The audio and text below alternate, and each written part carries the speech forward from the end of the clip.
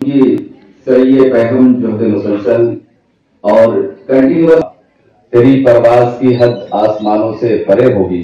खास तौर पर आज के हमारे मेहमान खुसूसी जनाब मोहम्मद फैजी अंसारी साहब का जिनकी गहराइयों से इस्तकबाल करते हैं। पहले तो मैंने क्विज कॉन्टेस्ट में पार्टिसिपेट किया था, तो रिटन राउंड में मैं सिलेक्ट हो गई। फिर मुझे क्विज के लिए जाना था। बहुत ज़बरदस्त क्विज हुआ हमेशा की तरह। पिछले साल भी मैंने पार्टिसिपेट किया था, इसलिए मुझे अंदाज़ा था। सर पहले तो हम अपनी जनरल नॉलेज हमें पता चल जाती है, उसके बाद बहुत सारी नई चीज़ें सीखने को मिलती हैं। मतलब आपको पता नहीं होता कि अगला क्वेश्चन क्या हो सकता है। सर काफ़ी अपडेट हो सकता है, हम जान सकते हैं कि दुनिया में चल क्या रहा है, अपडेटेड भी रह सकते हैं, नॉलेज भी बढ़ती है और लिटरली जो हम चीज़ें पढ़ते हैं वो सब भी अप्लाइड हो जाती है।